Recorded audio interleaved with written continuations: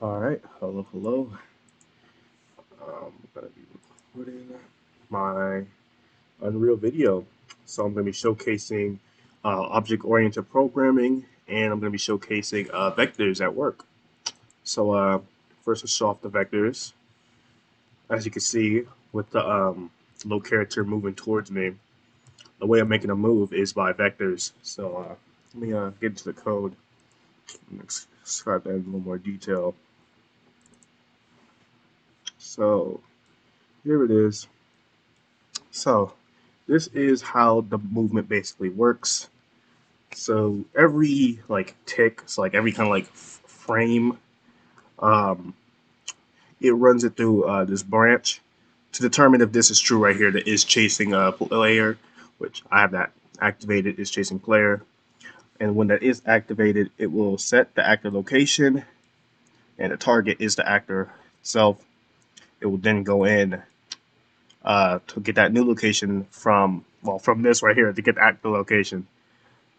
So it will then add this onto what you call it. Sorry, I'm a little tired.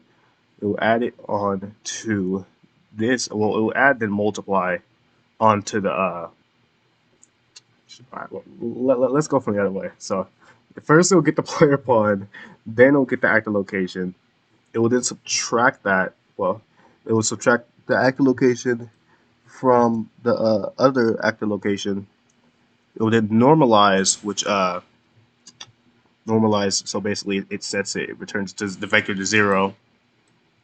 Then it'll multiply that to determine the speed, and then it'll add that to the actor location, and that's how you get the set actor location.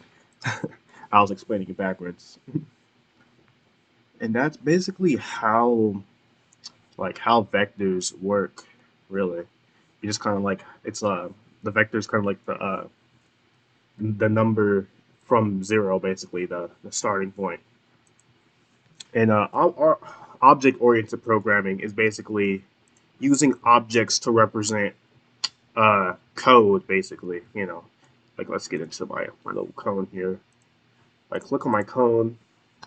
Uh, it obviously has code written inside of it, and but it's represented as just a cone. But I can store data inside of this object, and that's basically object-oriented programming. I mean, it's pretty simple.